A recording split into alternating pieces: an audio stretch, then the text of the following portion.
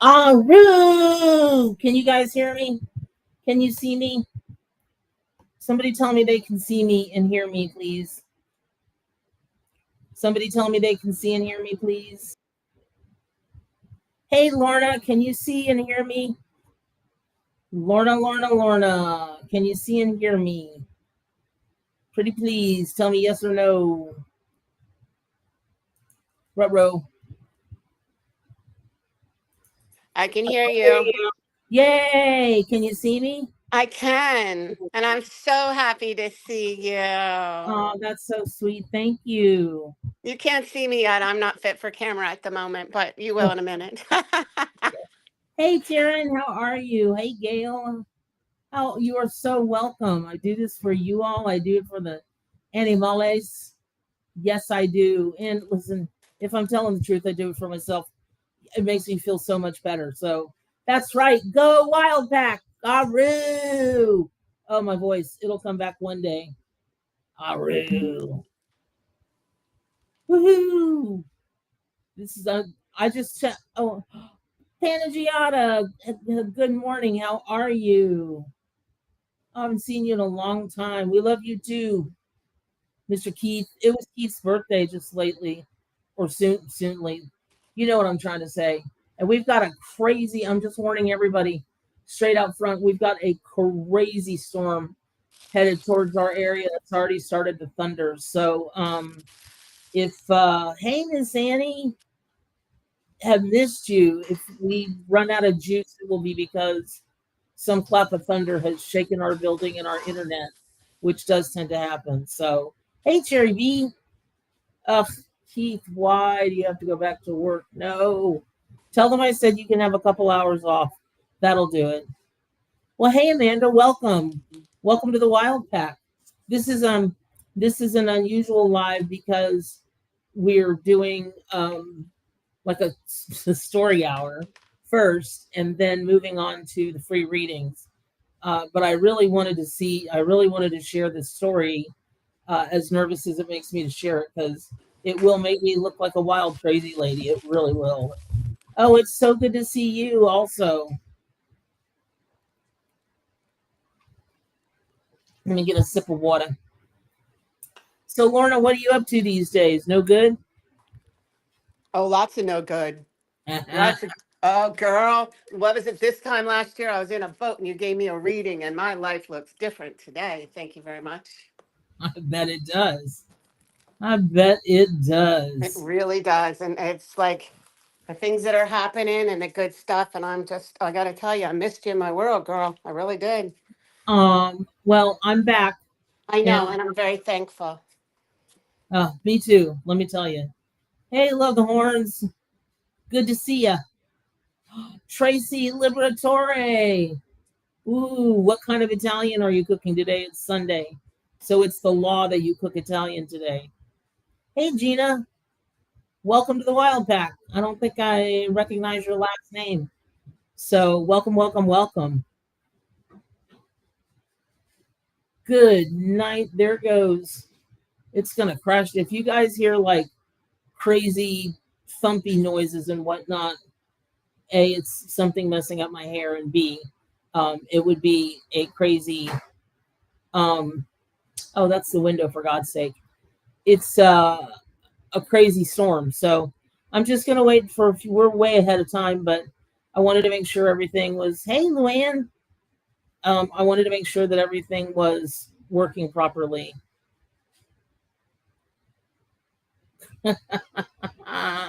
You're doing crab legs. Well, there must be something Italian.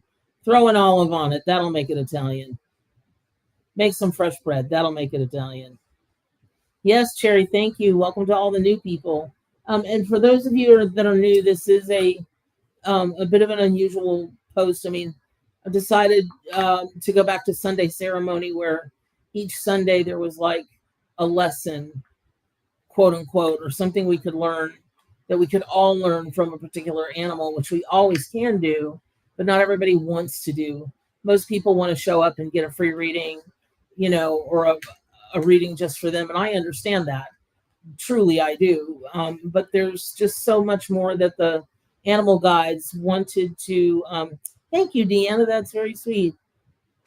Hey, Pearl. They wanted to telepathic echo. Ooh, I love that. Aroooo to you and you and you. Uh, so they said to please go back to the Sunday ceremony. It sounds a lot like church, which is a word that I don't like to use so much, but that's kind of what it is when the messages are just so strong and so big that you got to tell the story. And since kooky stuff happens to me all the time with the spirit animals, I was told to tell the stories, and so I'm telling the stories. That's what I'm doing. That's all I'm doing is showing up and tell the stories. So, and fill your head with knowledge. That's right. Here's the parafox. That's so awesome. That is very cool. All righty.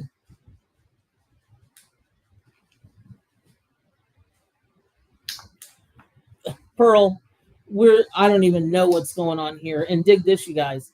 The air conditioning is out in the entire. I'm in an orthopedic rehab, and the the air conditioning is out in a 520 bed facility. Hey, Ricky Lynn Pittman, what you up to? Woohoo! Hey, Stacy, welcome, welcome. Hey, Angie, welcome, welcome. Christine Beckett. Aroooo, Christine. All right, I'm going to give it another minute or two and let a couple more people get to where they need to be, get all settled in, and enjoy the tropical heat wave that is inside the building. Yeah, I know, Tracy, you're in medicine. How can they get away with it? My question is, how do they get away with it? The answer is, I have no idea. Hey, Presh. That's a cool name, Presh Panday. I think I'm going to take that name. That's awesome. You can have my name, Bernadette King. Not so awesome. I'll take this church any day, right? Wish we were all out by a spring. We have beautiful springs here in Florida. And once it's done scaring you to death, you have a beautiful afternoon. Hot, muggy, but beautiful and shiny. You have to run, taking the kiddos swimming. Aw, that's very sweet, Tracy. Thank you. You and the kids have a good time. Have a safe time. And I'll catch you on the flip. All right, so I'm going to go ahead and get started. If you don't know me, hey, Kim. My name is Bernadette King. Most folks call me Mama Bear. And today is the Sunday ceremony.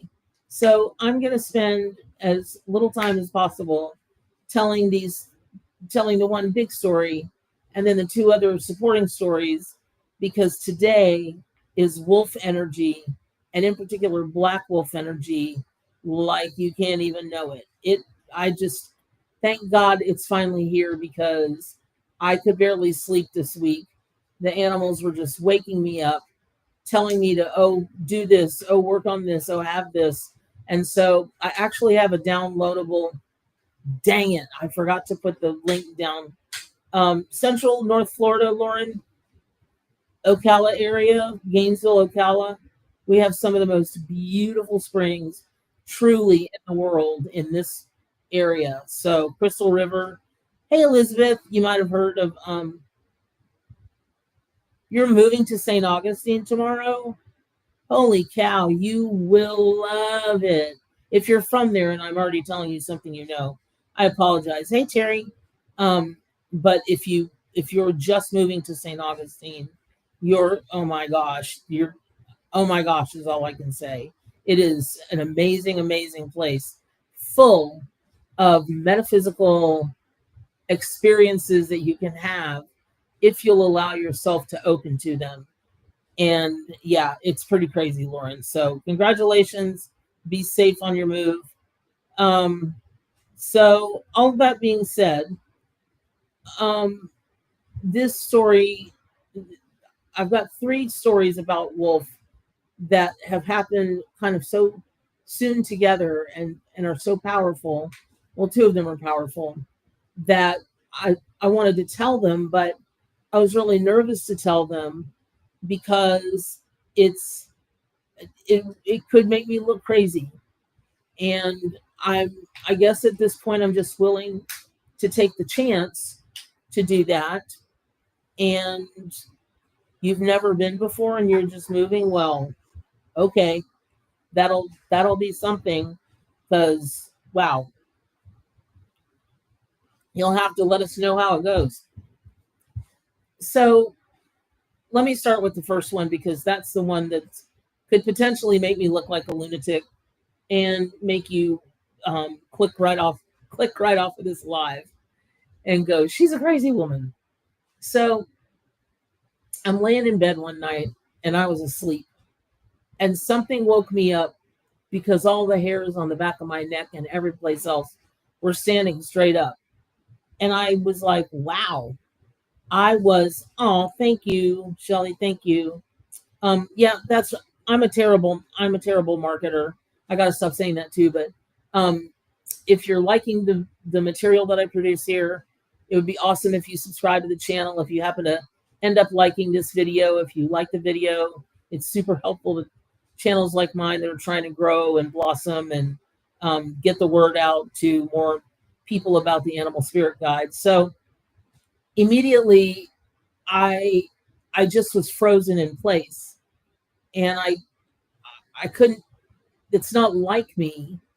And all of a sudden, in my hallway, which was like 2 feet from my bed, I saw a figure, and I couldn't see the face. I could just see the black outline, looked like a man. And I was flipped out because, you know, stuff happens. That's what they've got, a whole channel devoted to true crime people, right? And then there's 2020 and there's this and that. And I know all that because I watch all that stuff. So at first I tried to think to myself, well, I'm halfway between a dream and hey Angie, thank you. Hey Last Chance Crone. Thanks for joining us. I I thought, well, I'm halfway between a dream and the waking time. And then I realized that wasn't true. I was fully awake and scared to death, because even though I couldn't see this person's face, I could see this person's face in my third eye. And it was like in a movie when there's this, I'm going to be just blunt, blunt.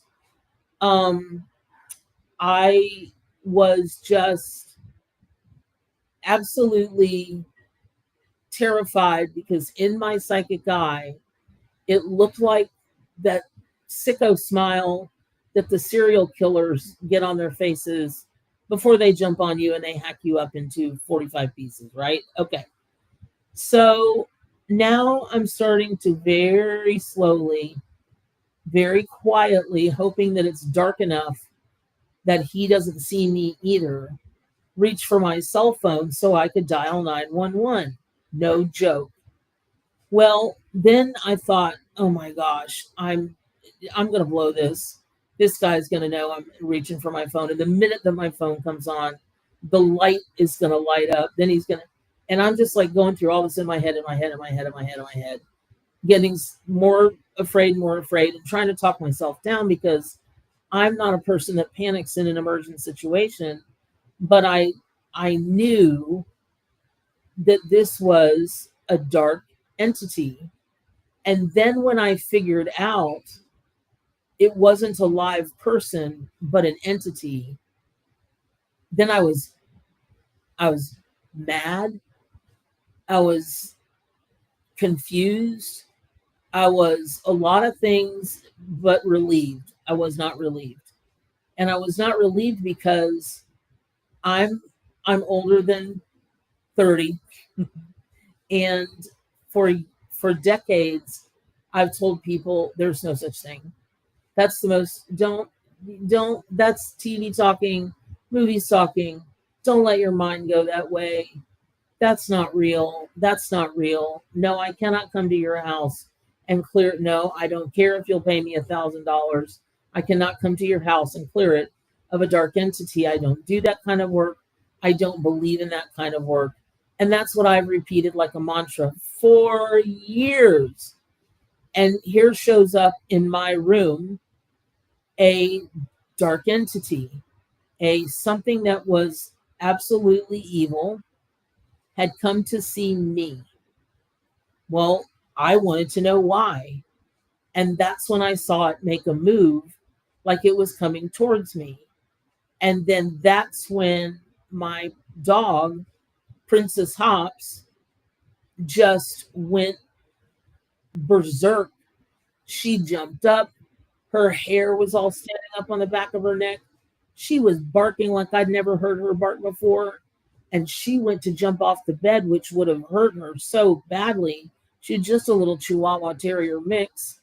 And so thank God I was able to leap and catch her in midair.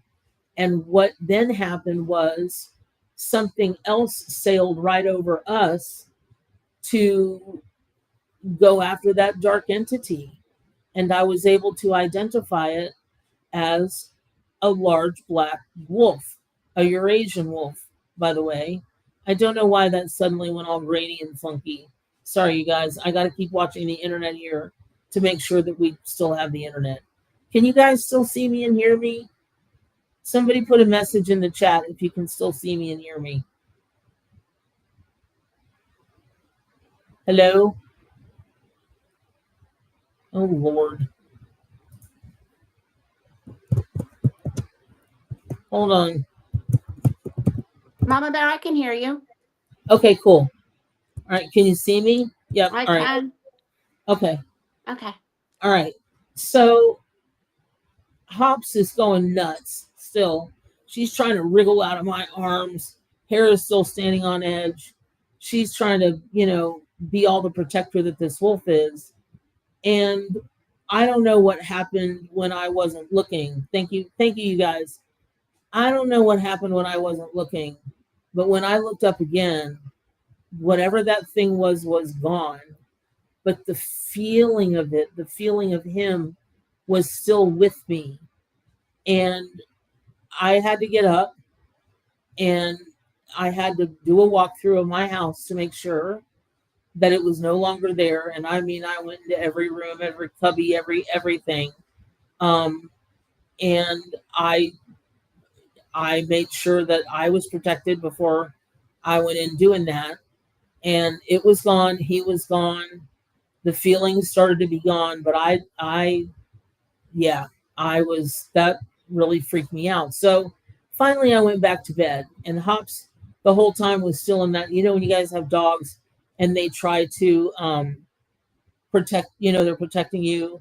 And then, hey, Aaron, hey, Rebecca, hey, Amanda, they still are doing that.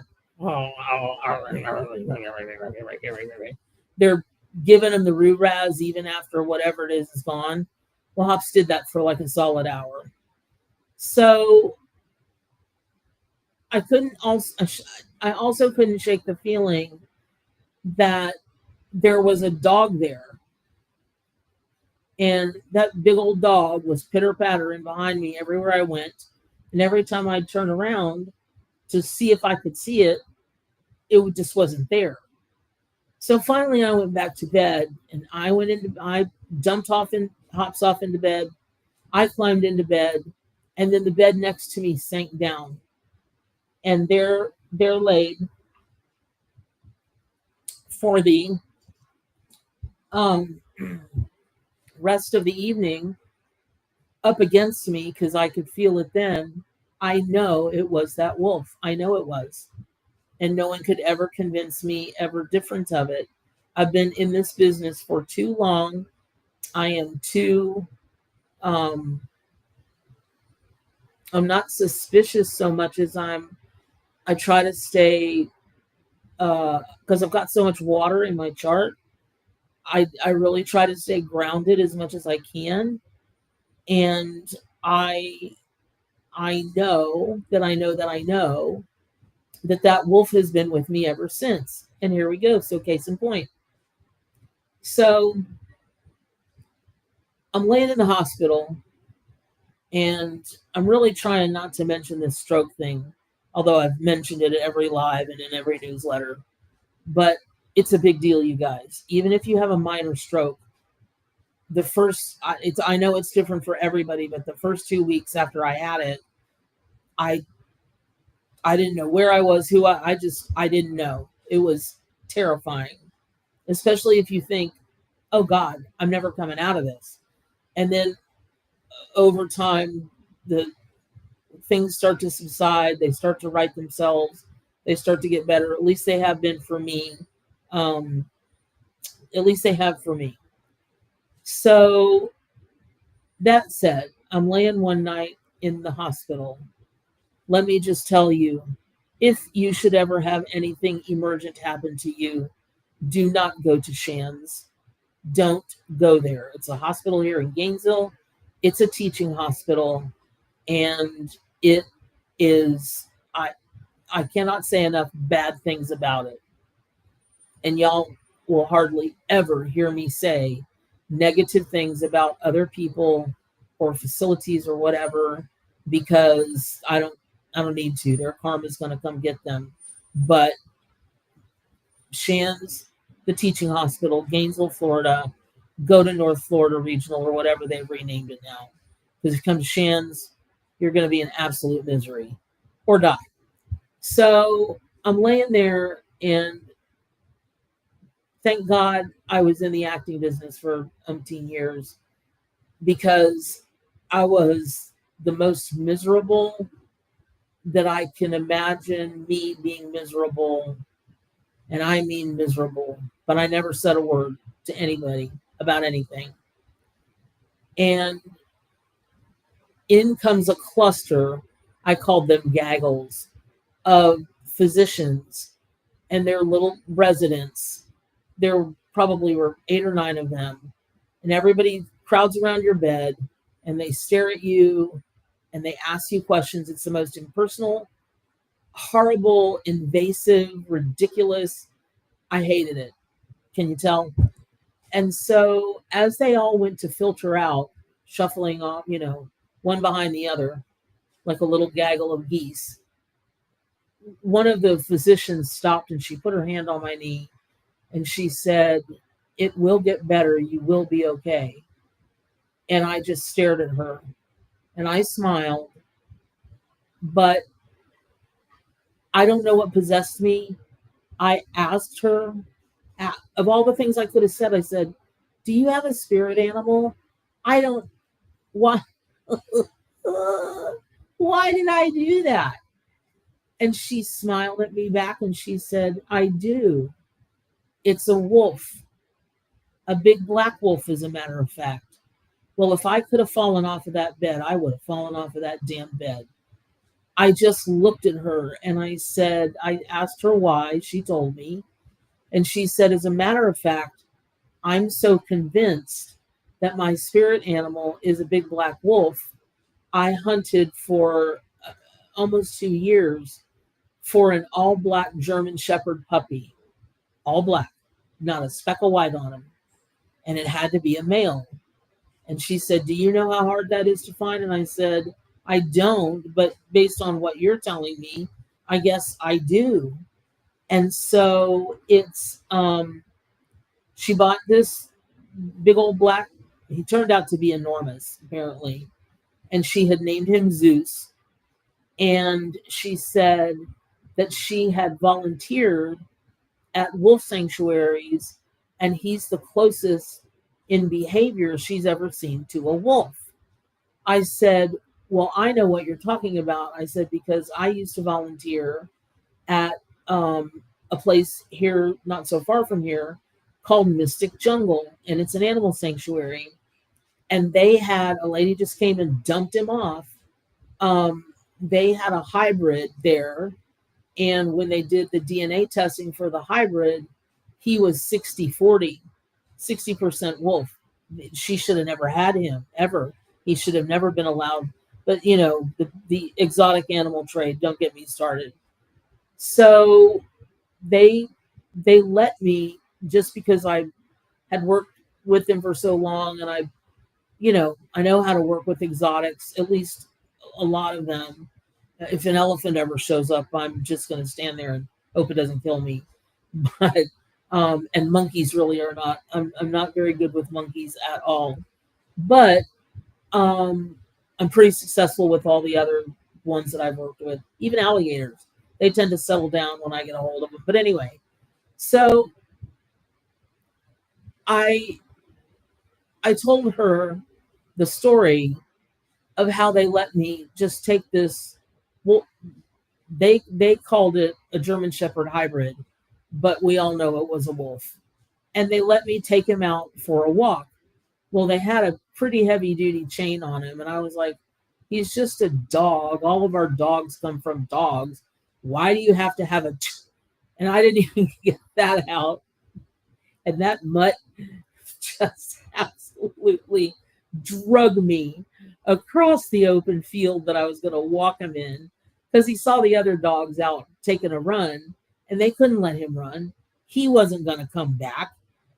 That dog was not going to come back. He was going to haul ass through the woods, stay out for as long as he wanted, which probably would have been 3 or 4 days hunting. And then he would have come back with some kind of deer or, something he was munching on, and they couldn't take that risk. So they walked him. That mutt just drug me hither, thither, and yon. And all I could do was laugh, because I couldn't get enough control of him to get up on my feet to do anything. So finally, I was, hey, Lorna, yay. Hey, Lorna, you look great. Everybody's saying, hi, Lorna. We can't hear you, but you look fabulous. Green is your color, sister. So I know Angie Grace is like, nope, definitely not a dog. And so I was heavy. Well, I'm heavy. And so when he got tired of trying to lug me around for, however long, he stopped, and then he trotted over to the water. So now I'm being drugged through the sand, the chicken poop, the swan poop, everybody's poop. And I was just exhausted, and all I couldn't stop laughing. So that's when I realized, I got up on my feet and I went to pet him and, just kind of give him some affection. And that's when I realized wolves are not dogs. Dogs are not wolves. Those days have passed long ago, long, long ago. And they are nothing alike, not in their energy, not in their teachings, not in their nothing. And I came to a brand new level of respect for wolves. Now I know why, when people get caught in the, out in wherever they're going, now I realize why they get so scared to be out there at night, because wolves are no joke. And so I, I, yeah, so in my deck, which is, look at this, I'm going to be a marketer and I'm going to plug my deck. I'm so excited. For those of you that read oracle cards or want to work with animal energies in a shamanic fashion, or like the tarot, I have my own deck. It's called the Arc What is it, y'all? The Arc Animal and Tarot. Oh my God, the Arc Animal Tarot and Oracle deck. See, that's the doing in my head going, you don't even know your own deck. And in my deck, Wolf is the Knight of Pentacles, which makes a lot of sense, because Pentacles is all about earth, air, fire, water, spirit, and being balanced. And it's Wolf as the Pentacle is about abundance, and not trying to get to abundance like in a get rich quick scheme or something like that, but building true wealth. And that's wealth of the spirit, that's wealth of the earth, wealth of the everything. And the road may be, oh, hey, Cindy. Hey, you guys, meet my bestie, Cindy Sager Harrington. Known her for Eva and Eva and Eva. Thank you. Um, it, it's something that can take time, if you'll be willing to take the time to learn about the animals. It's got 149 animals in it if you buy the deluxe deck, and it has got definitions for the animals' symbolism and meaning, but it's also got the meanings of the animal as a spirit animal, as a totem animal, as a power animal, because they're all very different.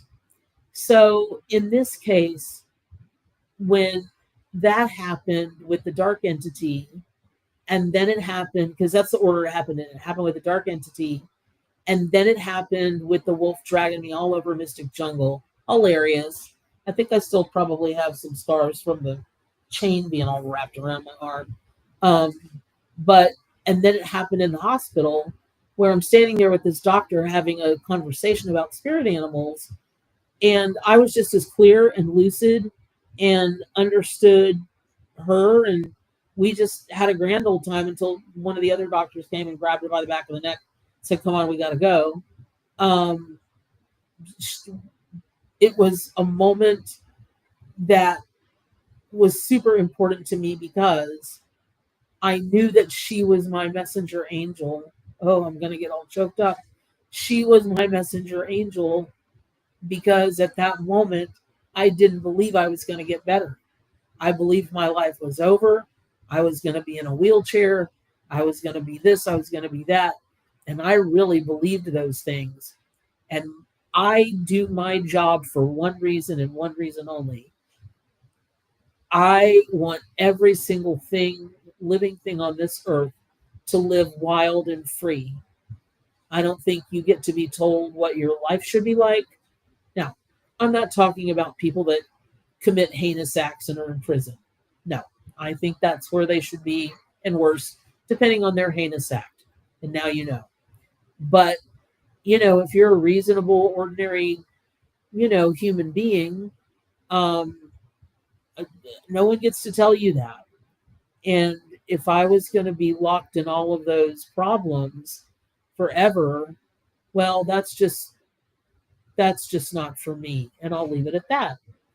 So there it is about all of those stories. But when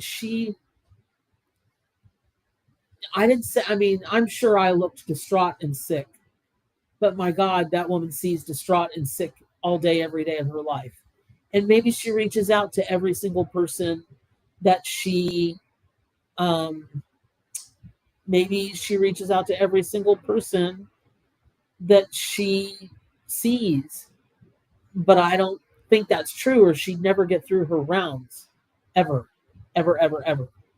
So I choose to believe that we were brought together at the perfect time.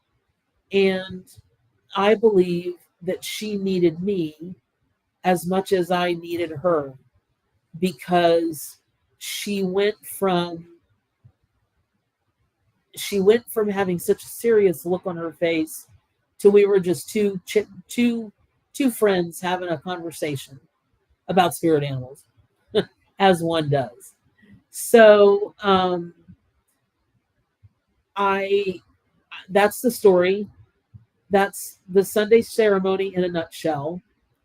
And I am going to move on to the readings just in a minute.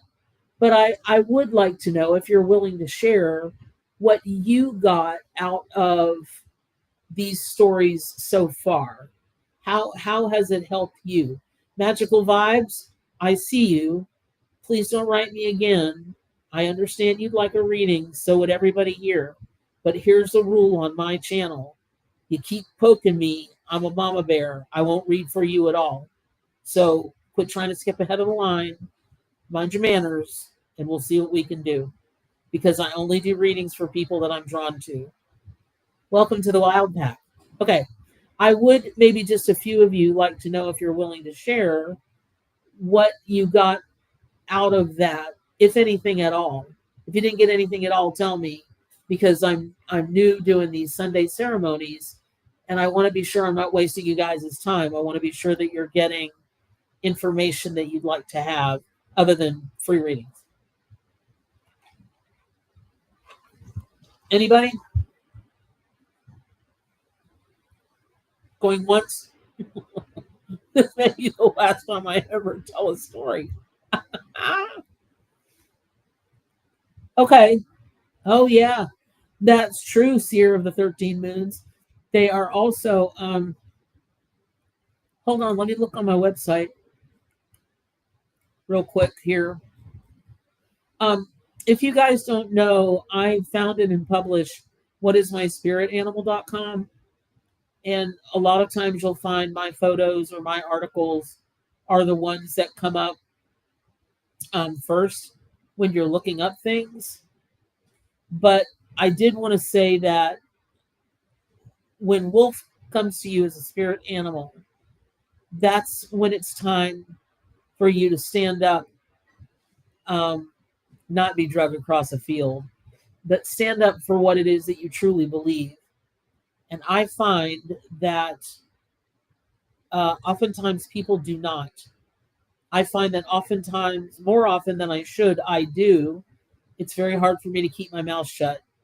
It's all the Scorpio in me. Okay, guys. So wolf, if you are born in the northern hemisphere between February 19th and March 20th, wolf is your Native American birth totem. And if you're born in the southern hemisphere, August 23rd through September 22nd, wolf is your birth totem. I'm going to plop the link here in the chat, and that way you guys can read the article. You'd be surprised how many. Let me just say, the jury is still out on if this is a absolutely recognized by the Native American culture kind of thing. But oh, look at that! You now know. Okay, so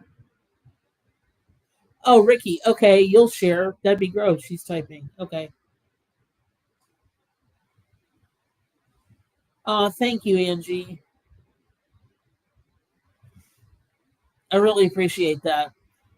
I hate to be such a big blubbering baby, but I've had this weird thing going on with angels going also too. And last chance crone. Dark entities are not always bad.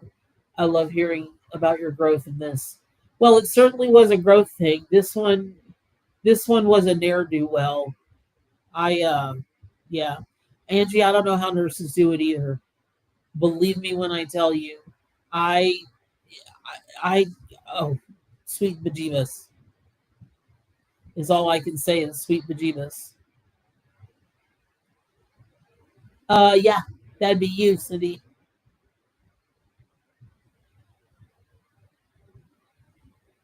Oh my goodness. Rebecca. I'm sorry to know that. Boo. Hey, Kate. Oh, all the way from England. That's awesome. Her and Pearl. I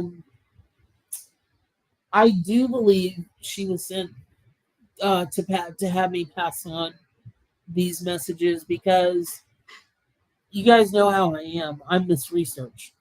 And now that I've experienced it, and I believe that the dark entities can be real and they can sneak up on you, I'll be researching how to safely get rid of them or what to do in what kinds of situations. But that just takes a lot of research. And quite frankly, I've never been a Reddit girl, but all the information that I can really find is on Reddit when people talking about it, because like when you go to a place like Hay House or Random House, any of the big publishers, people are just now starting to talk about shadow work. They're just now talking about the dark things because you weren't allowed by your publisher to talk about the dark things previously because they didn't want to scare people. They didn't want to scare them off. It had to be all love and light. It had to be all, listen, have you ever seen any television or movies where they talk about warrior angels, and the angels are dressed in army, like all their gear, and they're like womp womp womp womp, and then they've got those long. I mean, that's dark. Angels going into war. That's not dark. Come on now. So, all right, I'm looking for Ricky. Okay, when I first read your post earlier this week about today's story, I got goosebumps down both arms, which is rare. It's normally one or the other. I knew the message was going to be powerful just based on my initial reaction. Hold on. Thank you for being willing to share. We love you so very much. Oh, I love you too. I hope you did get a message. Kate, you can do the dark stuff. I don't doubt that one bit. Don't be, ooh, Linda. My friend Linda here in Florida, who knows all the best seafood restaurants. She said COVID was your time to take a look at the shadow work. And you know what? Oh my gosh, you bring up such a good point. I bet you, if I start talking to people who had COVID when it first came out, that would be the time that people would think about their own personal demons or evil things that had come to them from outside of them. Why did they attract them? Why did they come at that juncture? I mean, at that time, I was getting a divorce, and it wasn't pretty, but what divorce is pretty. And we're best friends now. We never stopped being friends. It was kind of weird, but uh, that's really the only thing that was awful. I was in my dream house. I was leading my dream life, and other than an icky divorce, it was a good life. So, why then? Oh, I miss you too. Oh wait, hold on. You shared a comment right above it.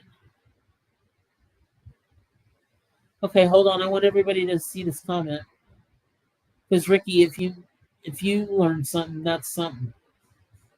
Hey, Yesenia, good to see you, honey. Oh, for me, the reminder that the animal kingdom is in fact standing watch and will step in a significant way, that was very powerful. I would agree with you, Ricky, because at the one time I wasn't even thinking about power animals or totem animals or spirit animals. And when I did get scared, my first line of defense, because I thought it was a real man standing in my hallway, my first line of defense was going to be 911. My second line of defense was going to be, well, let's just say I'm uniquely qualified to defend myself in times of stress. I will just say that. But I never thought about calling on my animal allies. Then the second time I was laughing so hard, I couldn't have called on anybody because, I was learning the hard way that wolves are not dogs. And that's all I can still say about the experiences. People, wolves are not dogs. They're not at all in any way, shape, or form. And don't think that they are because they're not. Okay. And then the next time, I did call on my animal spirit guides later that night when everything had, thank God, quieted down just at least a little bit, because I can't stand chaos. If you want to torture me mentally, put me in a place that's got constant chaos going on, and I'll lose my shiitake mushrooms immediately. So it's ooh, Angie, that is good. Shadow would be a good name. I did call on all of my um, animal allies, and by the morning, I felt much, much better. Pardon me, guys. I felt much, much better.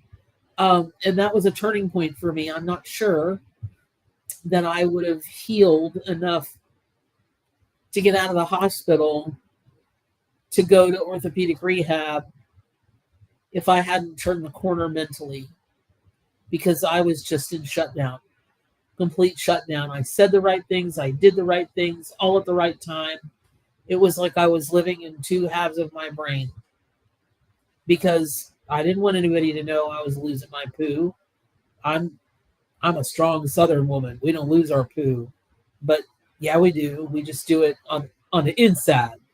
So, so often we talk about spirit, tone, power, animals, and concept, but when the bed dips and you feel a wolf lying next to you, that's a whole new level. Talk about an immediate shift in perspective. Woo. See, Ricky Lynn Pittman, you are so right, because it has caused me to completely rethink my reality, and I'm still rethinking it. It it's not that I never believed what it is I've been teaching and preaching for the last umpteen years, but it's real different when they materialize. It's real different. And materialization appears to be my next level of evolution. And I learned that I have stymied, or I have caused my own learning, my own growth to be minimized or slowed down by my unwillingness to believe other people's recounts of their happenings, because I want to always have my feet on the ground. And every day I've got a slew of emails that come to me. You know, there was a lizard. I saw a lizard crawling out of my third eye. And what does this mean? Or this and this and this. What does this mean? What does this mean? And some of them are so fantastical that I'm like, I think it means that you should join, you should submit to every contest there is about, writing a film that there is out there, or a television show. And I don't tell them that, but a lot of times that's what I think. And I'm dismissive of their experience. Well, I apologize to the hundreds of people that I've been dismissive about. I mean, not in a mean way. I'm always very polite when I write you back, but that doesn't mean that in my head I'm not thinking, oh, please, you're killing me. And there are some people that I've known, you get that eerie feeling that Ricky's talking about, and that their story is the truth and nothing but the truth. So help you, source goddess, all that is, whatever. But you don't want to engage, because that's just time that you don't have to invest, honestly, until it happens to you. And then all of a sudden you have all the time in the world.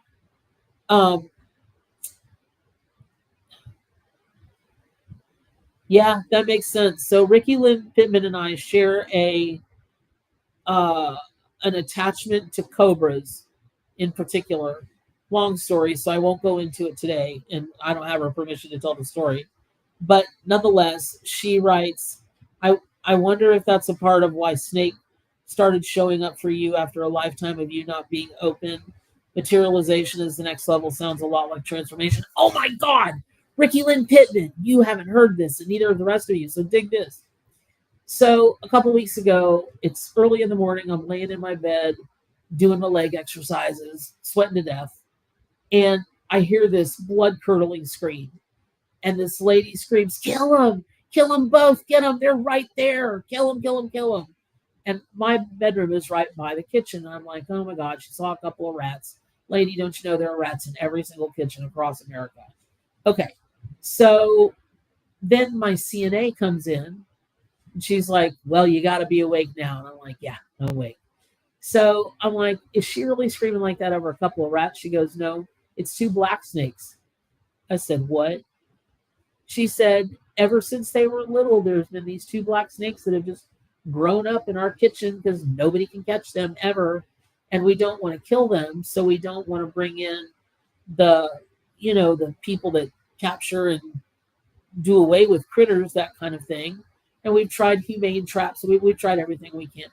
And she just flips out anytime she sees. Well, I never heard anything she said after that, because all I could think about was Ricky Pittman, and they were 2 black snakes. So they're obviously 2 king snakes living in a bed. Their bedroom is right next to mine. And I'm like, of course there are snakes. that people that live in this building, and of course she had to see them while I was here and scream her merry bloody head off. And of course it's this and that. And I just, yeah, it's been crazy. So I bet you guys have. Oh, Linda Friedman, my white wolf ally, has been a teacher with me for years. Yes, got it. Um, Archangel Michael is my boo. I love it. Um, Kate Buxton, I will take you up on that. Okay, so, aw, hey Kelly, how are you, honey? It's good to see you. All right, so that's the story. There were some other stories. Oops, snakes in the kitchen is not what I was expecting. I know. Who was expecting that? But can you believe that snakes in the kitchen? It, the kookiest stuff happens to me. That's why I decided to do this Sunday ceremony. So I'll do a couple more of them because I know that there are a few of you bedroom. I know that there are a few of you all out there that aren't speaking up because you don't want anybody to think you're crazy. Hey, Sacred Journey. So I'm going to go ahead and hey, Cheryl. I wondered, I couldn't remember who that screen name belonged to. But I'm going to go ahead. If you guys have the ARC, and by the way, if you're digging this, if you would subscribe to my channel and hit like on um, the button like, that would be super, super, super awesome. If you guys have the ARC, make sure to read about the wolf today and him being the Knight of Pentacles. And I think that you'll understand better why Wolf is now with me, because I love everybody that knows me knows that bear is my spirit totem and power animal. And for a lot of people, they have different animals. You'll have one animal that'll be your spirit animal for a while, and then that will change. And then your totem animal is who you are, like who you are. And your power animal is also who you are. It's the power of that animal that you carry inside of you, or you could say that that animal carries you inside of it, and those are the powers and the magic and the medicine that you work with throughout your life, right? Okay. So when another animal steps in, it's really interesting because at the end of the day, it's a lesson, I think, to be learned. You don't know more than a whole passel of animals. You don't know more than generations after generations after generations of these animal entities, these animal guides looking at us and knowing who needs what. I'm not saying you're not smart. I'm just saying that you don't know as much as a collective consciousness as they do, except for you do because you are part of the collective consciousness. But we all don't always go around accessing the collective every day in every way. And when you're scared or you're in an emergent situation, it can be really tough to calm yourself down, get all zen-like, and start hearing the messages. If you can, that's awesome. You're going to get great intel. If you can't, you're like me. You're a big nincompoop who doesn't even think of it when everything is going on. So all of that said, I think you'll find messages for yourself if you'll please read about Wolf as the Knight of Pentacles, and Wolf is just Wolf. I think that could be really good for you. So, and that can, if you have the ARC. If you don't have the ARC, the link to buy the ARC is down there in the comments.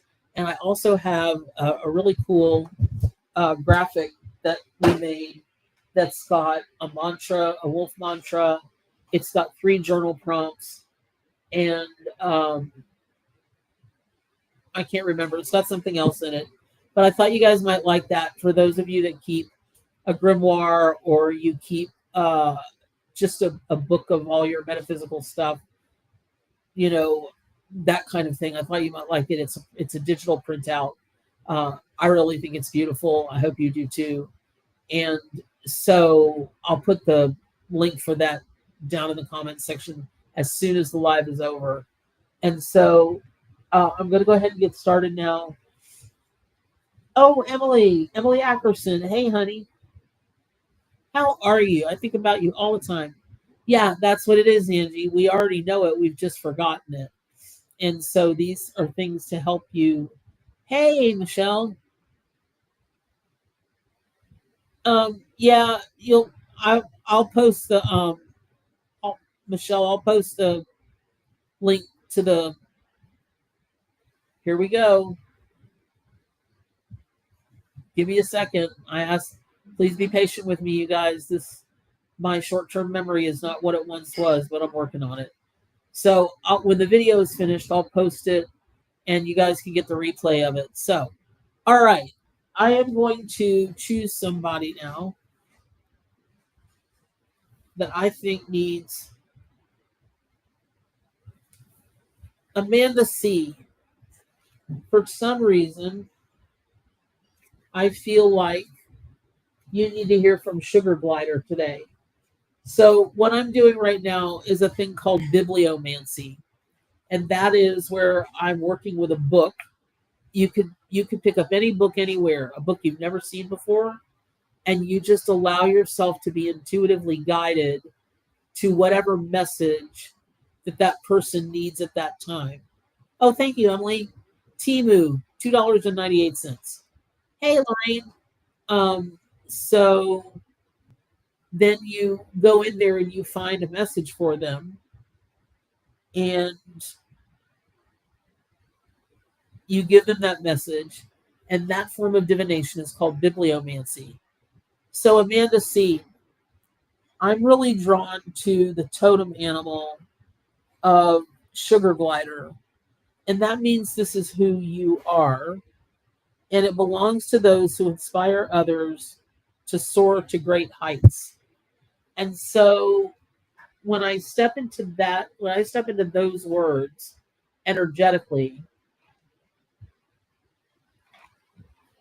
I feel like lately you've been really almost mentoring someone, and it's sacred. You don't have the patience for Timu. I do. I don't have anything else to do except for sit around and wait for them to come in like it's Christmas morning. But Amanda C., I feel like lately you have been Aaron Fucci, so crazy. I was doing bibliomancy this morning. Yes, we are very proud of you, Em, but you always do the hard work.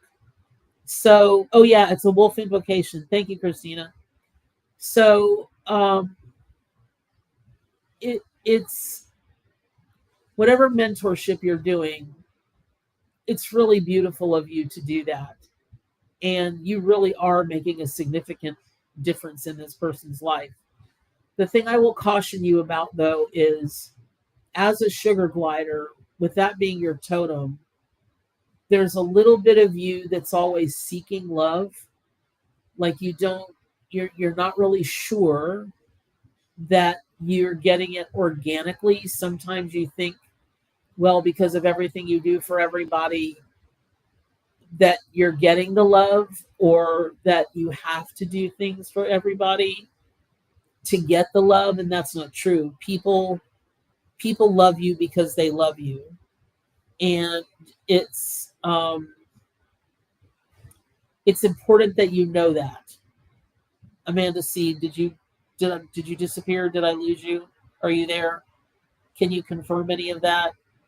Now, all of that being said, I want to caution you, please do not allow people to treat you like a doormat.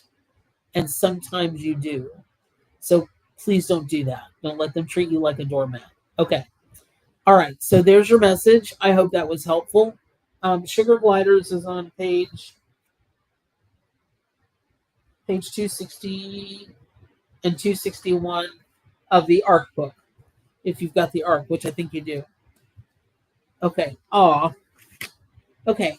So, Pearl, I'm drawn to you today, like very drawn to you for some reason. And I feel like I want to go to the very front of the book. Oh, this is interesting.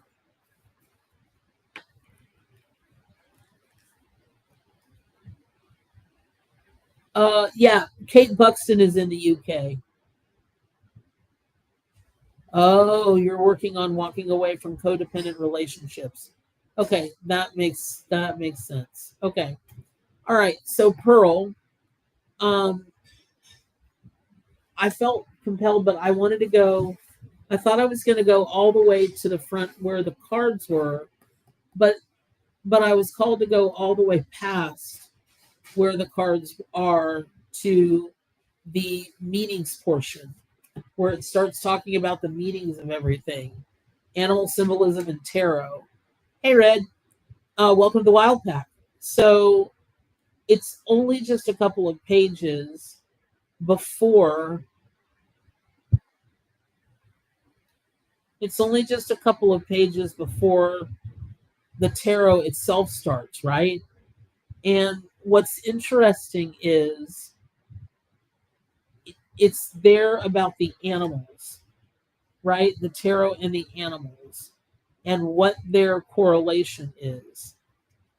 It's not a long it's not a long blurb, but there is a blurb about it in there, and I'm wondering if the next time you go to sit down and read something about the tarot or about the arc, you start with that because there's something about the animals that you're going to need to know and know that you know that you know.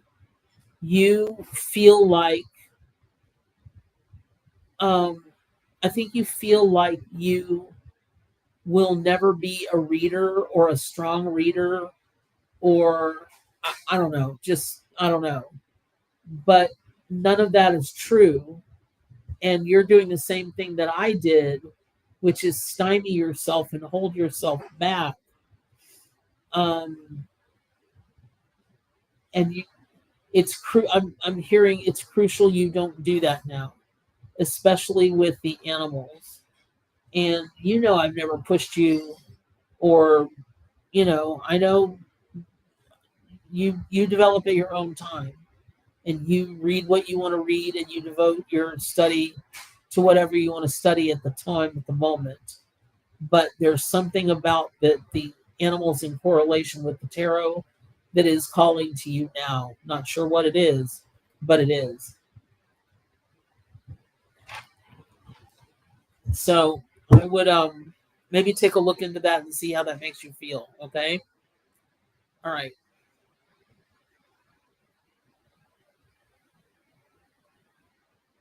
Okay, Christina Stone. This is gonna be for you. All of a sudden, um, Christina, do you have a thing for birds? Like you love birds or you really don't like birds? It's one or the other. It's a strong. Okay. All right. Thanks, Pearl.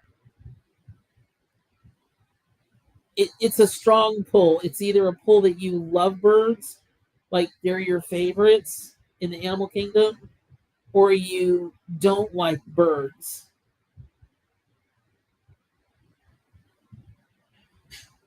You're welcome, Pearl. I'm happy to shove you anytime. You're the only one on the planet who doesn't know how amazing you are. The only one. Okay. So I'm being told to stop. Wow. Ooh. I was being told to stop at the first bird that I could find. And look what it is. It's the peace dove. So there's something, I'm not even going to try to embellish on this. Doves are what they are. White doves are what they are. And they are harbingers of peace. And that's that. And Christina, I love you, right? But if ever I met a person that needed peace in their spirit, it would be you. Because you I love you, honey, but you're always running from one thing to the other, to the other, to the other, hoping to find the magic bullet or the magic whatever. And it's inside of you, period. It's always been inside of you. And the time for you to stop running around is now. Got it. The bird scared everybody. We should have never been allowed to watch that movie ever. There was another movie that my dad mistakenly took me to see. He didn't know it was called Death Race 2000. It traumatized me for the rest of my life. But Christina, serious business. Listen to this. Make sure that you look up everything you can about doves, and please, please take those messages into account for you, because the peace dove, I think, sums up every message you could ever get. Because I know you flip cards like a crazy woman, like flip, flip, flip, flip, flip, flip, flip, flip, flip, and you're always taking this class and doing this class and doing this and doing that, and that's awesome. But you don't have to chase. You don't have to chase down your validation the way you're doing. I know Jaws and Birds, they're terrible movies. You already have all of that beauty inside of you. Again, like with Pearl, you're the only one that doesn't know how fabulous you are. So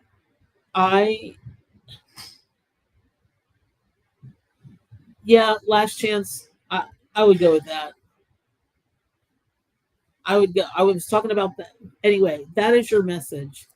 I wish I could give you this long, elaborate, eloquent message, Christina, about, you know what? This peace dove is for everybody on here. It's like Christina, you're leading the way with your energy, with your message being called forth for you, because there are a lot of unsettled souls on this reading today. There are just so many of you that are you can't sit still, you can't find the peace, you can't find the balance. You're just, what do I do? What do I say? Where, oh my God, oh my God, oh my God. And I understand that. Believe me, oh Sharknado. That's about the dumbest thing I ever saw. Oh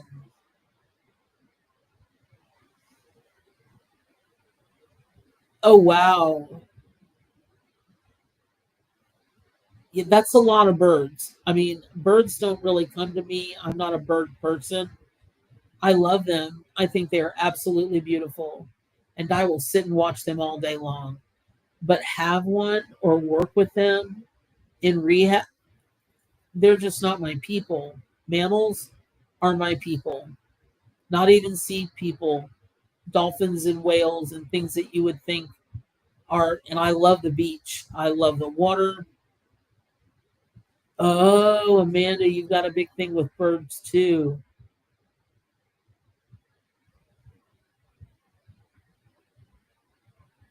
Yep, that's right, Ricky Lynn. And listen, you guys, I may not call your name, but that doesn't mean that a message is not for you. Because people walk away from these readings all the time and they're like, every single thing she said, verbatim, I could have sworn it was for me. Well, because it was for you. It was meant to be, you were in the right time at the right place to hear what you needed to hear, right? Okay. Yep, exactly. Songbirds are the best, Lorraine.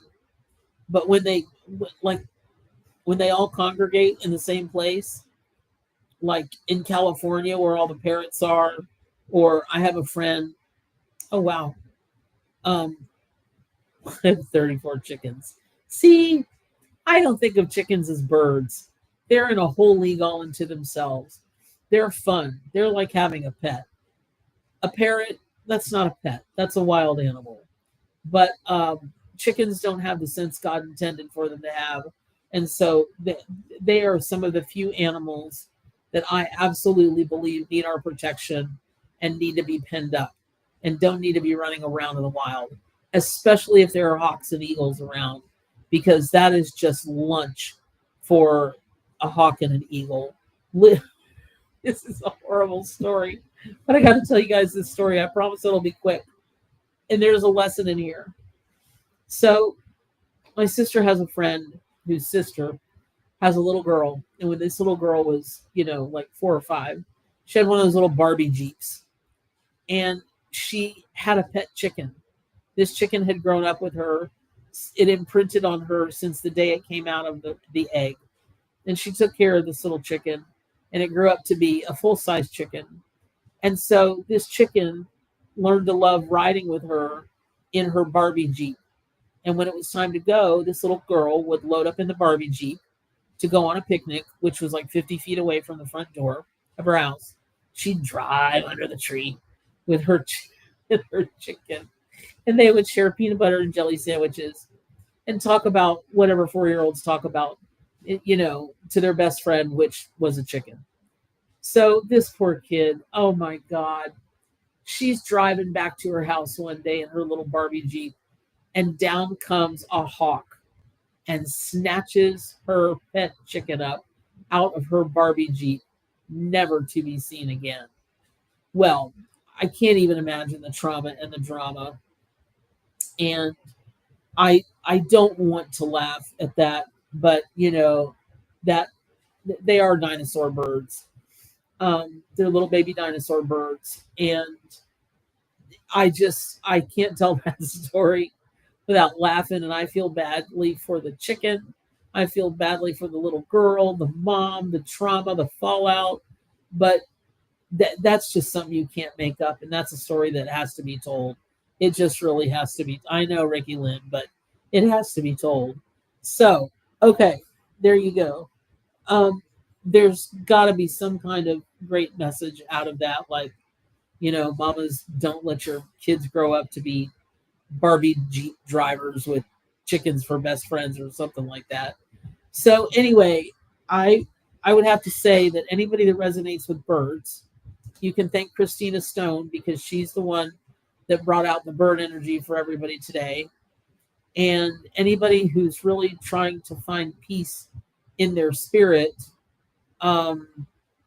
I would thank her, because dove is the peace bird, and that's just it. Period. End of story. And there it is. So when you are having a day or a moment, I would encourage you to stop, close your eyes if you can, and just think about dove. I've got a new workbook coming out, and my poor students, I have been such a wreck for over a year with my health. I owe them workbook after workbook. And so I'm trying to get caught up now, but it's about spirituality and spiritual awakening.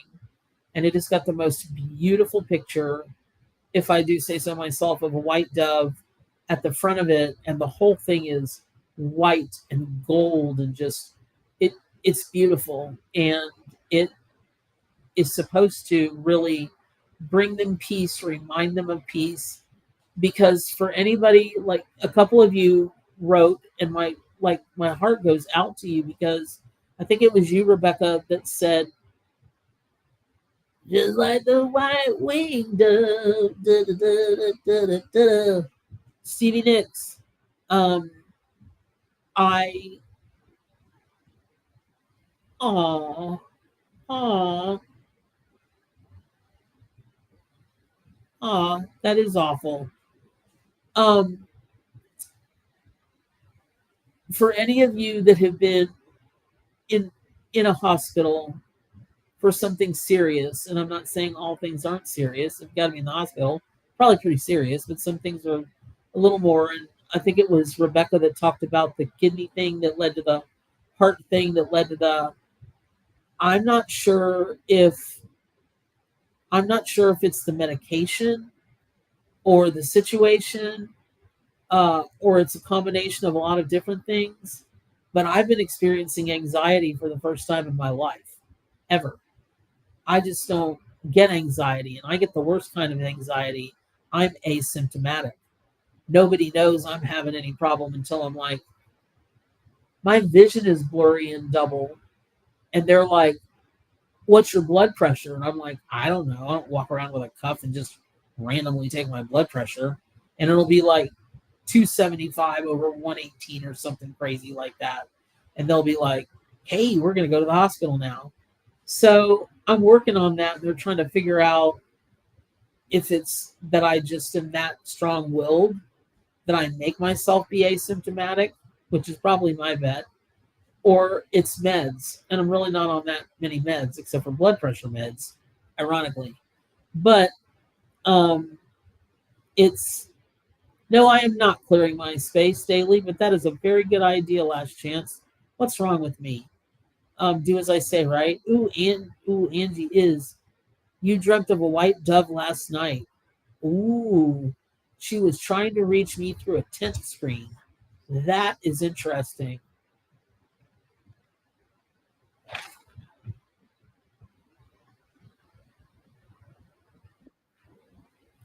Man, you guys have got some awesome dove stuff. See, this is why I do these things because can you see how White Dove is bringing this whole group together and talking about anxiety is bringing this whole group together and creating wow. Wow, wow, wow. I don't Kimberly. I don't think I have any mental health. I think I have mental, but I'm not sure about the health. Ooh, Palo Santo. I will order some of that. I have heard that that really does help people. They won't let me burn if they would just let me burn my incense in here. My God, it's incense in a burner that will never ever let one teeny tiny spark out. But they go crazy if they smell it. They're like, Miss King, call me Bernadette. How many times have I told you that? And they're like, how many times have we told you you're not allowed to burn your incense in here? And I'm like, oh my God. I'm like, people sit right outside a door. They're just outside smoking whatever they're smoking. Because when the when the nurses are on shift change, there's all kinds of smoking that goes on around this place. Pretty funny. So I know an incense spray. Oh, that's a good idea. I've never tried that. Okay, so there's that. And I'm just gonna say one more thing about doves. I love you guys very much. Even anybody on here I haven't met yet. And this has not been the tightest reading time that I've ever done online. Usually I'm through tons more people by now. But I'm just, for some reason, I'm being called to let the chat play out because you guys are sharing so many stories that it's just, to me, it's really beautiful. And I appreciate, ooh, Florida water in a spray bottle. That's a good idea. Ooh, that's a really good idea. I have friends that go to the springs all the time. Aw. Um, and I feel like we're putting together the wild pack again because I've been gone for so long. So many people have, they're gone. Some of you are back. Some of you are not back today. Some of you are already on your way out of town for vacation for the 4th. It's just going to be a slow week. So, and storytelling is important. Did you guys know that the reason storytelling is important?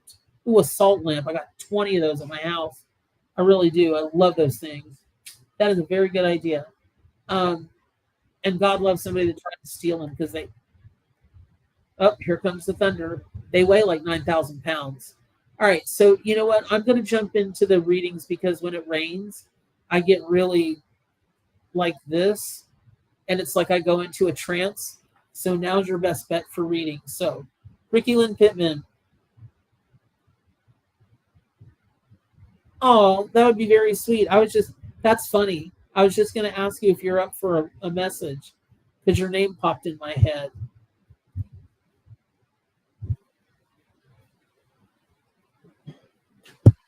Ooh. Okay. That's interesting. Ricky Lynn Pittman, I want to give you some great uplifting message. And I am, and I hope you take it this way. It's a 5. And in the tarot, 5s they're never good omens. they're just never good.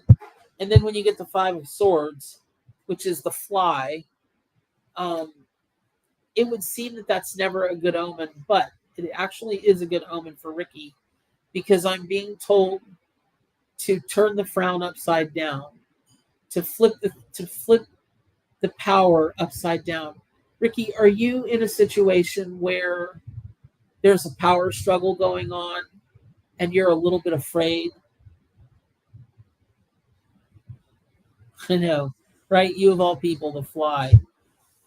Are you in like a there's something going on work wise? Well, it may not only be work wise because I keep seeing this. I keep seeing someone's hand doing this. And when I see that, that means the entirety of the wheel, the entirety of the wheel. And and that means everything in your life. Yep, power. Okay. So let me just tell you this about this power struggle. Um, when we don't want something anymore, and this is the collective we, I'm talking to everybody, all you have to do is say stop it and not entertain it one more time. That's it. I've got a thing going on where a couple of old students just can't let their version of something go. No matter how wrong their version is, they cannot let it go and they will not shut up. And I was able to pick them off one by saying, not to them because they're not, you know, they don't have enough courage to face me face to face. They got to chatter behind my back and take snipes at me on the internet. But energetically, I said, that's it, enough is enough. And they started dropping off like flies. Like flies. So there's something. Ooh, Kimberly Simpson.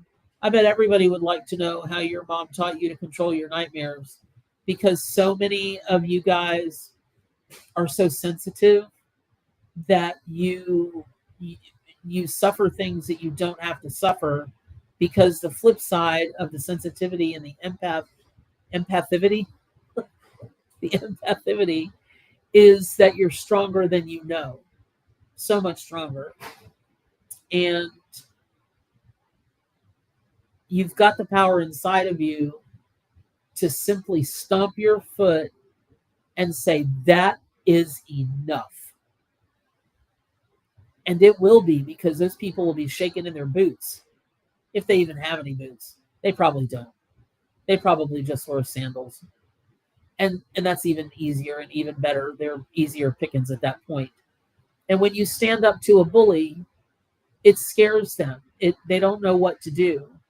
But only if you stand up for real, where you just have had enough.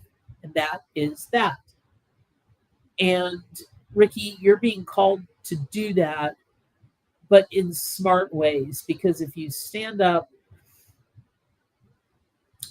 and give them the old that is enough, I feel like they're not higher than you, bigger than you, more important than you, but they could cause you trouble. Whereas there's another part of this that couldn't cause you trouble, but there's a very delicate time going on where the rift that could be caused could last some time, and you don't want that. You don't want a rift like that to be caused. So I just hear take control back, take control back, take control back. And the way to do that is just to be so good they can't ignore you, and then have a very open, raw, honest conversation, and they'll be open to that. So that's how you're going to get rid of these flies, because you're not the fly. You're not the one. You're not the one that's the fly. You're being surrounded by them. Okay, I hope that's helpful, because black flies and the number 5. I'd look it up, Ricky. There's a lot of information there I think could be really helpful to you. You guys, I'm sorry I have to keep taking sips of water, but it's really dry in this building. And I've got a thing called Sjogren's syndrome, which means dry eyes and dry mouth. Okay. I think when you read it, Ricky, it'll be a lot more helpful, because just the way I explained it may not be as in-depth as your spirit would be looking for, but you're going to need to read it a couple of times and have the words hit you. Like, you'll read it, you'll be like, Then a little bit of time will go by. You go, let me read that again. You'll read it again. You'll go, oh, I missed that the first time. And then the third and fourth time, you'll be like, I could have had a V8, right? I think that will be very helpful. Okay. All right. Kimberly Simpson. You need a card today. And hold on. Oh, wait. A dragon chasing you around your favorite campground. Man, I wish I was good at dream interpretation. That's a great dream.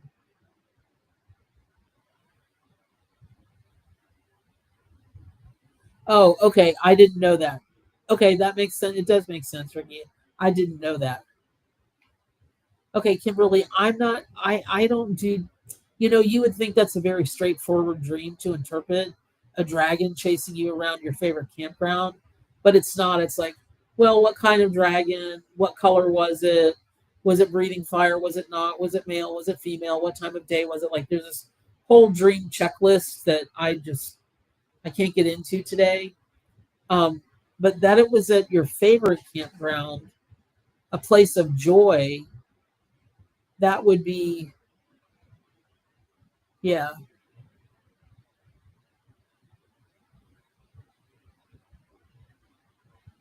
Okay, so Kimberly Simpson, I'm back to you. Okay, what's with the Pentacles today? So here we go. You got the Page of Pentacles. It is a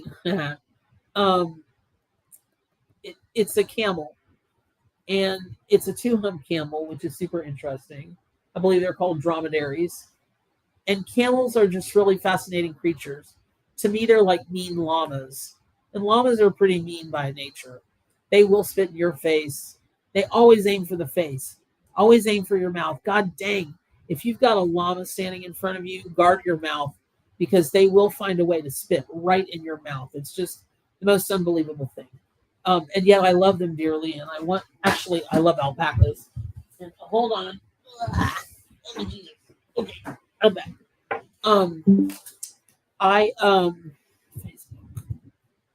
Oh goodness, hold on. Let me see what scammers are on Facebook.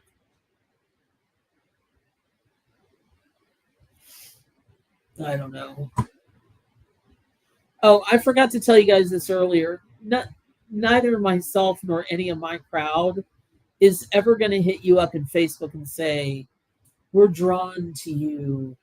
Message me for a free reading.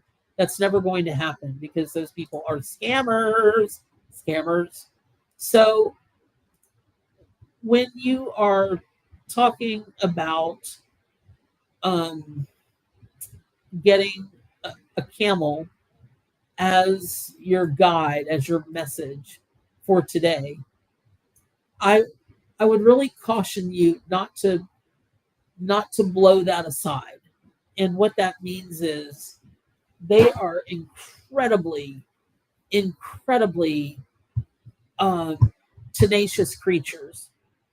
And even though the vast majority of them have been captured and they're sold in captivity and trained like horses and cows, and don't get me started, they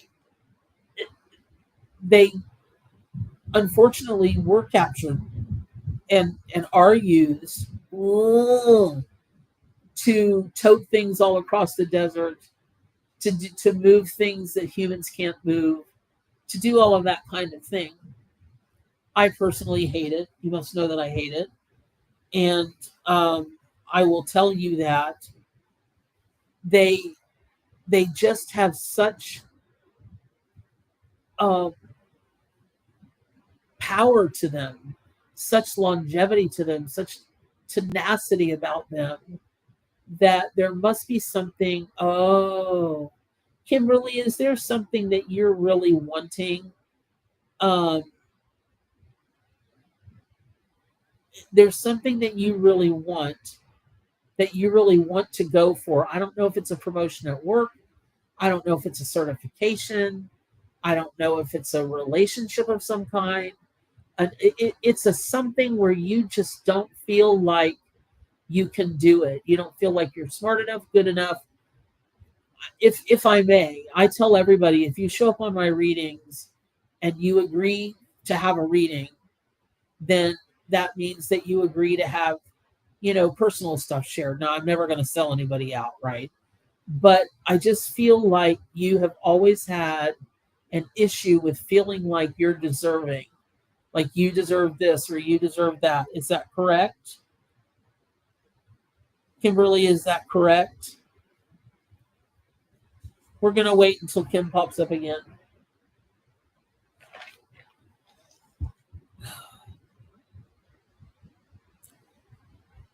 Not that this matters, but I really want a beer. Well, yes, I do. I really want a beer.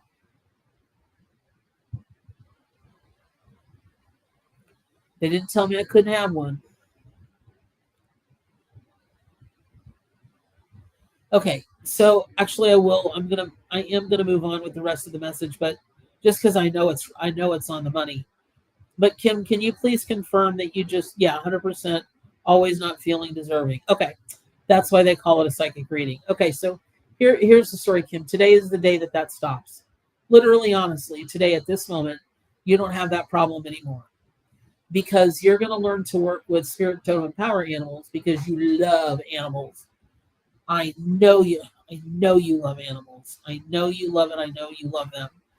And so working with their energy is going to be the easiest thing in the world for you because you love them so much. They're all going to want to pile in on your energy all at one time. And so that means you're going to be surrounded by every furry, fluffy, scaled, clawed, winged, anything that's just clamoring to get to you because of love, of the love that you give out, right? So you can get some of it back. But animals are very self-serving. They're like 2-year-olds. They they do love us and they do want to be near us. Oh my god. People bring their little nobody that lives in the villages, Florida, which is where I'm at in therapy. They all have little Shih Tzus and Maltese and Maltipoos and all of those such animals, right? Chihuahuas. My God, there are a lot of Chihuahuas here, and they bring them to the facility, and it cracks me up because every time one of their critters sees me, they're doing this at the leash to get to me, and I'm like, and they're like, stop, teeny tiny totter or whatever they call them. It's a lot of fun though. So, um,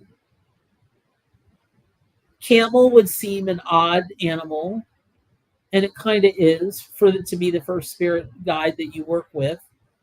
But there's a lot, again, of tenacity, a lot of stick to itiveness, a lot of ability to haul the extra weight, which means the extra emotion that camel has that many other animals don't have. I mean, you're talking about pack animals, not animals in a pack, but pack animals like donkeys or cows that are forced, yaks and buffalo and that kind of thing, that are forced to do that kind of work in other countries. And some of them here in the United States, especially horses. And I'm not suggesting you take on that role. What I am suggesting is having camel as an animal ally is a really auspicious thing because they can help you learn to believe that you deserve. They can help you believe that and really, really feel it. Like take a look at the last however old you are, years of your life, and go, well, I guess I have time to make up for, and just start doing things that are for Kimberly, purely for Kimberly. And that's whatever that is. If you just take a wild hair and you want to stop in a store, you would be the person that would say, oh, I can't do that because if I'm 15 minutes late cooking dinner for, or doing this or doing that, I can't do. No, not any longer. But yeah, I know. Listen, Kimberly, no one considers a camel when they're considering spirit totem and power animals. They want something flashy. I just wrote about it today. I call it the sexy spirit animal syndrome. You want a tiger, you want a lion, you want an eagle, you want a bear, you want a whale, you want something majestic and fabulous. Nobody wants a stinky, mean spirited camel, but they are smart, and they are, like I said, they're tenacious and they're hardworking. And you've got however many years of feeling like you don't deserve. Now you've got a little bit of time it's going to take you to feel like you do deserve, to know that you deserve, and start taking. Listen, when I was first going through my divorce, one night it was like 8:30. I was so hungry. I hadn't eaten all day. I'd worked so hard that day. And I sat up and I realized I was pushing myself so hard to fill the hours that I used to take, making sure that dinner was on the table and this and that, and the laundry was done and this was done, and work a full-time job and build my business at the same time, right? So I got up and I thought, I'm going to Publix. That's our grocery store that we have here. For those of you who know me, you know that I'm in love with Publix. Okay. For those of you that were just meeting, hello, welcome to the Wild Pack. I'm Mama Bear, and I'm in love with Publix, a grocery store. So I went to Publix. I got in there, and I froze. This playlist of, oh, he's going to be so angry that you're getting home so late because this should have been done, that should have been done. Well, I just stood there and cried, and thank God I knew the bakery manager. He came out and was like, Miss Bernadette. And I was like, Mr. Lonnie. And I told him, and he was like, I know exactly what you're going through. And he, we talked and we talked and we talked, and he gave me some free baked stuff because that always makes me feel better. And out the door I went with my fried chicken. So it's going to take some time of making choices that make you, I know, love the Publix. I will tell you that it would just, it will take some time for you to do the things that are going to help you understand, not feel like, but understand, truly understand that you do deserve everything, anything you could think of and more. That's what the universe was designed for. That's what we were designed for. And that's just that. So, bye, Pearl. Thank you for joining us. I will. Angie, why can't you eat their subs? Ugh. Did you do something bad and a judge said you can't eat their subs? Anyway, that's the whole story with you and for everybody about Camel. And I bet that you will, over the years, come to remember Camel as being the catalyst that helped you win the war of I don't deserve, because you do deserve. And that's just that. So, all right, I'm going to do a couple more, but I got to be honest, you guys, I'm getting tired. And I know that's not a great thing to admit, but I told you guys in the very first newsletter I sent out that I would go back to readings as long as you were patient with me. And oh, you're gluten free now. Oh, yeah, I understand that.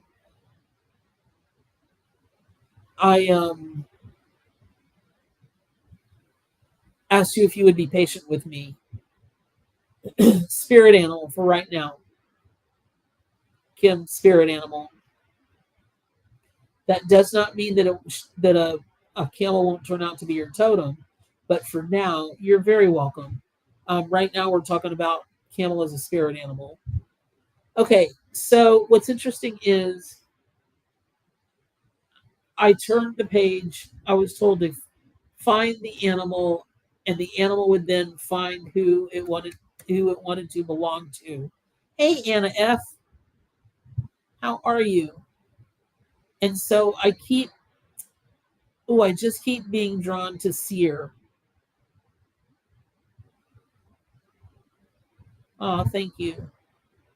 Seer of the 13 moons, I really believe this is for you. And it's Turkey. Now, Turkey only means one thing to me when it shows up for somebody in a reading, which it almost never ever does, because when you guys are working with your spirit totem power animals, what you'll find is that you'll develop a relationship with that animal or with that card or with both. And it is your unique relationship with that animal or that card. And so I have animals that their meaning is one thing in the book, and the tarot card meaning is one thing, but it means something a little bit different for me. And that's what I always have to go by. Well, the reason that you're not late, you are right on time. It is um, Seer of the 13. Um, it is a very, turkey is a very powerful, in my readings, animal. And so it very rarely comes out. And I mean rarely. But for me, what it means, first of all, is when I thought, well, when COVID first started, the first thing that was going to come to me was the spirit animal for COVID that everybody could talk to and rely on and count on. And it never came and never came and never came. And one day I was like, oh my God. And my ex-husband, ironically, was at the house, and he knows when he sees that look on my face that things are going to happen. Anyway, he was like, oh my God, you've got that look. I said, well, I really want the spirit animal for COVID to happen. And he goes, well, I think it should be the turkey that's sitting on your neighbor's roof. And I was like, ha ha ha, you're so full of blah blah blah. He said, no, really. And he took me by the hand and he led me to the front window. There was a turkey on my neighbor's roof. Now, I didn't live in the country at that time. I lived in a nice suburban neighborhood. And yes, there is a protected wetland behind it, but I'd never seen any wildlife come anywhere on my property, anywhere. And there is a turkey, not known for their grace in flying, sitting on top of my neighbor's roof. It was the craziest thing. So while I'm sitting there and I'm like, oh my God, here comes this turkey. He flops off oh, they're not graceful creatures. He tries to fly, but he flops off my neighbor's roof. He comes galumphing across my neighbor's lawn, across the street was not looking. I'm flying out the door because I'm gonna catch this turkey, right? And I'm gonna save this turkey's life. Oh my God. Sometimes I can be so dumb.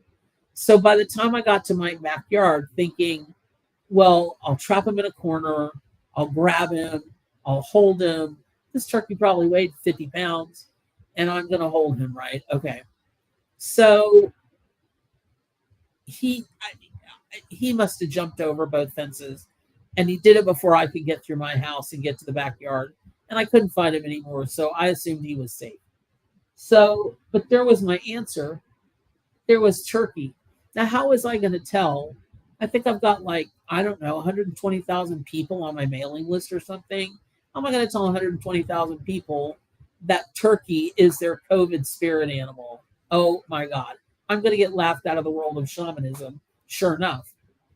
But then I remembered the story that I was told when my bestie and I were traveling to Sedona.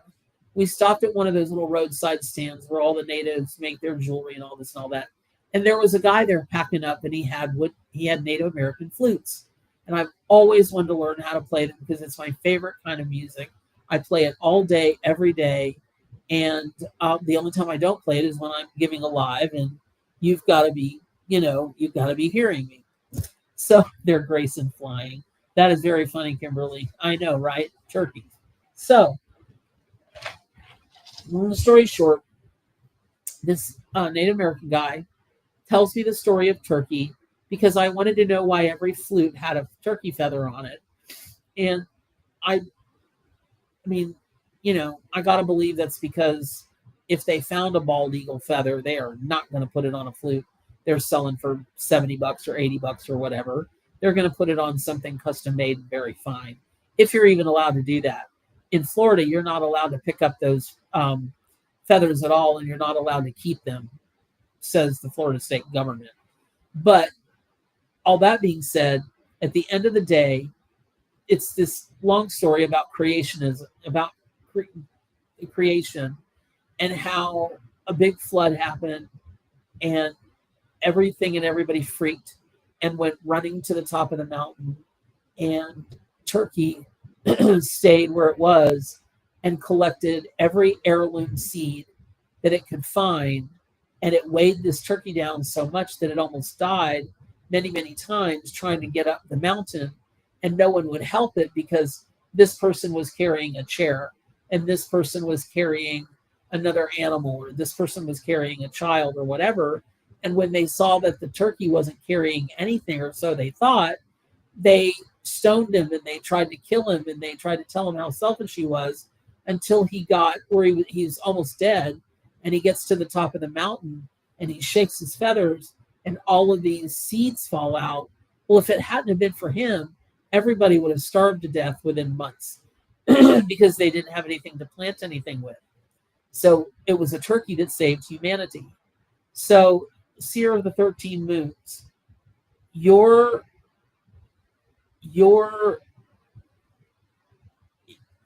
receiving turkey today, and everyone receiving turkey today as a wrap-up. Whatever you're doing, your little part to save the world, to create the world to be a better, brighter place, to help your neighbor in any way, shape, or form possible. And I'm going to give you a case in point. I can't tell you the details, but there is a person in my life that I should have never spoken to again. I could have gone after legally and eaten them for lunch, and all kinds of ugliness could have ensued. But I really love this person, the person, not the things. That it was the first time I realized that you can still love a person and not the things that they do. And I have treated that person this way. Well, this person went through a time in their life that was really scary. And I was the only one who knew it other than that person. And I did everything that I could in my power to help them and try to help them. They've come out from under it, and their whole life has turned around in such a way that it could be a movie. It truly, truly, truly could be a movie. It's astonishing.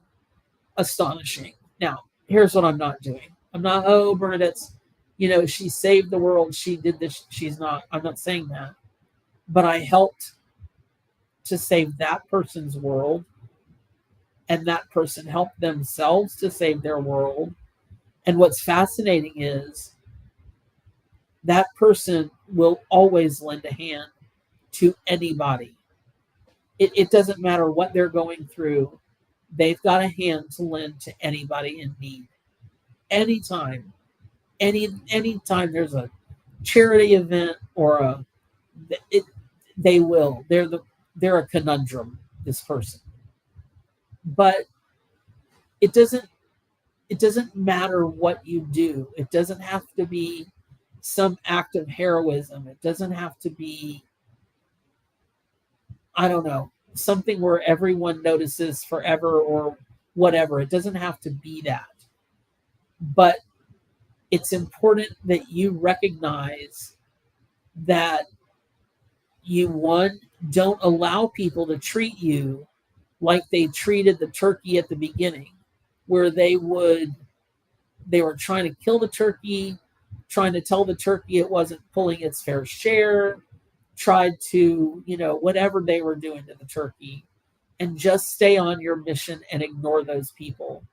Because in the end, what will come out is whatever you're trying to do, you will be triumphant.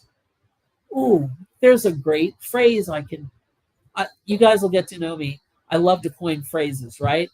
And this one is, if you try, you're already triumphant. I like that. I got to write it down. So, hey, somebody do me a favor. Somebody write that down for me and email it to me. If you try, you're already triumphant. Please write that down. Right, Seer of the 13. Thank you, guys, and just email it to me. Seer of the 13. Sometimes holding space and supporting others can assist the world. It is absolutely true, because you never ever know what they're going to go on to do. There are a couple of they have a really fascinating LPN program here at the facility that I'm in, and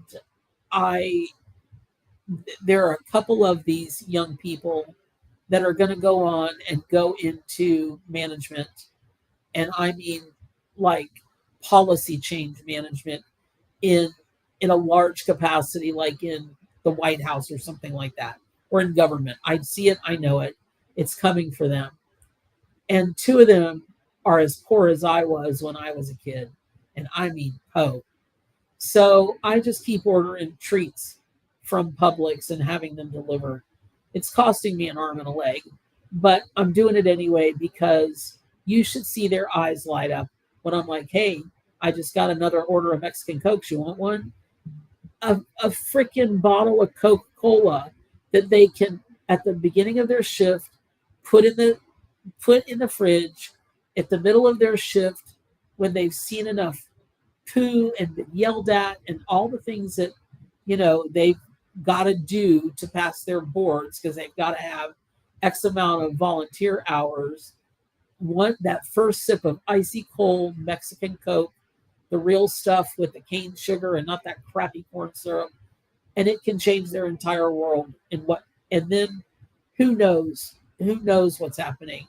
And then some mornings they'll come in my room, they'll just be, I just need 2 minutes. And I'm like, how about 2 minutes and a donut? And I'll have donuts sitting there or something. It my love language is food. So you never know, or just one thing, like, I love that color on you, or you notice if they're wearing a new bandana, or they just, girl, you just got your nails did, and they laugh at me, and just anything like that. Again, that's not heroism, but it's helpful. And so oh, Anna, I'm so sorry. Oh, yikes. Wow. Um, I I will tell you that what is that saying? You may not be the world mean the world to everybody, but to somebody you mean, I don't know. There's some kind of phrase like that. I really love that phrase. And so today I'm going to leave you all with I believe that turkey showed up not just for Seer, but let me just say this.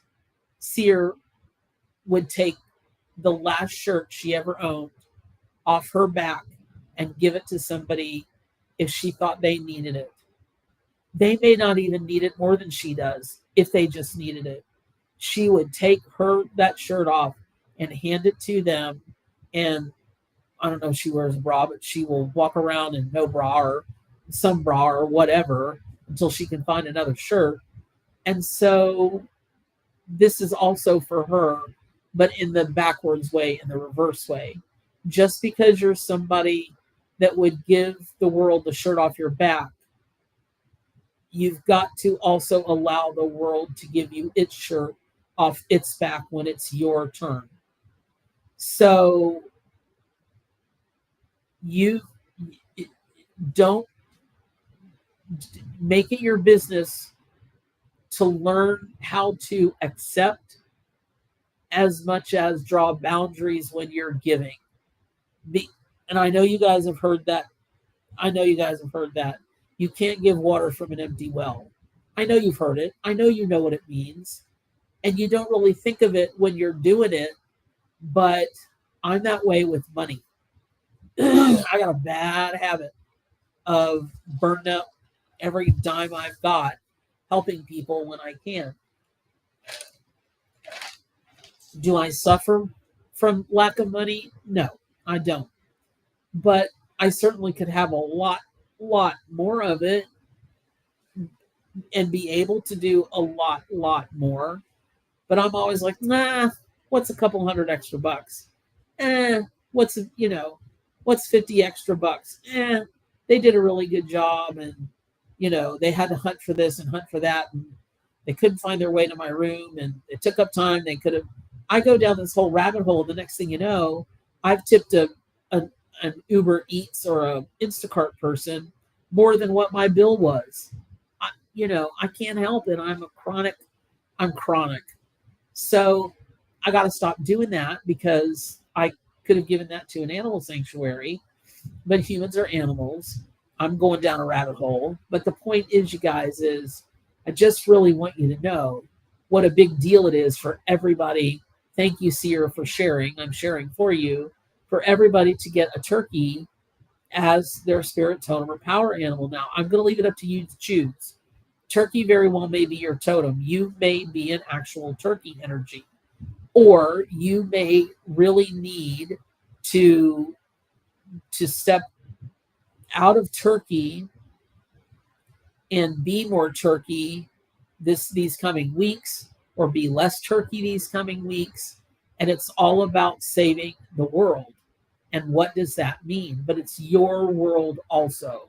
And so this week, I would invite you to figure out what that is. And please don't forget, down in the comments, as soon as we're off the live, I'm going to go put the link to the Dropbox where you can download this.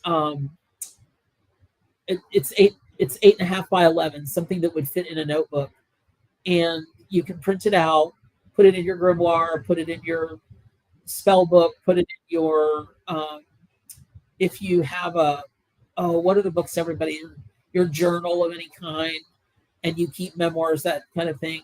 Go ahead. It's about wolf. It's not about turkey, but go ahead and put it in there, and do yourself a favor and answer the prompts that are in there. Just really take some time and think through it and write it down. And then when you come back to it in a few weeks, I bet you're going to figure out, oh my gosh, that's what that was for. So I love you guys very much. Excuse me. If you try, you are already triumphant at it. Yes. Thank you. I really appreciate you putting that in there. And thank you for emailing me with that. I know that's an unusual ask, but so I love you guys very much. I know this was an unusual live readings. This week I'll be on with just live readings, and I'll go back to doing them like back to back to back to back, so we can get as many people read as possible.